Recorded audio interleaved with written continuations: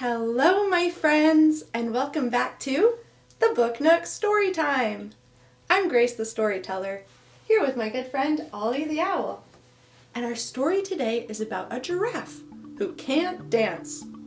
Or maybe he's just told that he can't dance. It's called Giraffes Can't Dance by Giles Andreae and illustrated by Parker-Rees. Let's get right into the book. Gerald was a tall giraffe whose neck was long and slim, but his knees were awfully crooked and his legs were rather thin. He was very good at standing still and munching shoots off trees, but when he tried to run around, he buckled at the knees. Now every year in Africa, they hold the jungle dance, where every single animal turns up to skip and prance. And this year when the day arrived, poor Gerald felt so sad, because when it came to dancing, he was really very bad. The warthogs started waltzing, and the rhinos rock and rolled. The lions danced a tango that was elegant and bold. The chimps all did a cha-cha with a very Latin feel, and 8 baboons then teamed up for a splendid Scottish reel.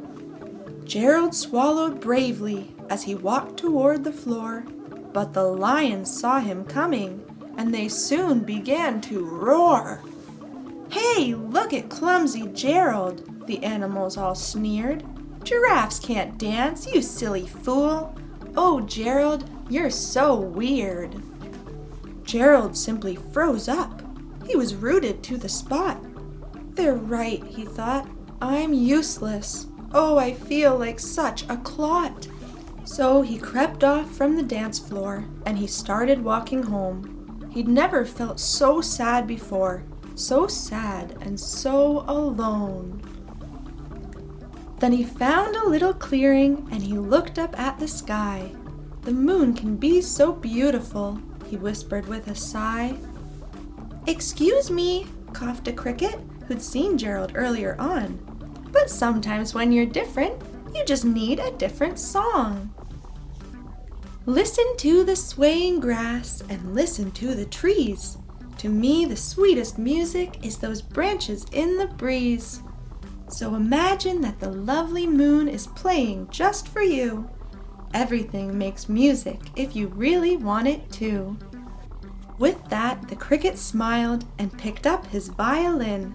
Then Gerald felt his body do the most amazing thing. His hooves had started shuffling, making circles on the ground. His neck was gently swaying, and his tail was swishing round. He threw his arms out sideways, and he swung them everywhere. Then he did a backward somersault and leapt up in the air. Gerald felt so wonderful. His mouth was open wide. "I am dancing! Yes, I'm dancing! I am dancing!" Gerald cried. Then, one by one, each animal who'd been there at the dance arrived while Gerald boogied on and watched him, quite entranced. They shouted, "It's a miracle! We must be in a dream! Gerald's the best dancer that we've ever seen! How did you learn to dance like that? Please, Gerald, tell us how!" But Gerald simply twirled around and finished with a bow. Then he raised his head and looked up at the moon and stars above. "We all can dance," he said, "when we find music that we love." The end. Wow, that was a good book, wasn't it? And thank you all for reading with us. Make sure to hit the big like button and subscribe to read new stories every single week in the Book Nook. We'll see you real soon. Goodbye.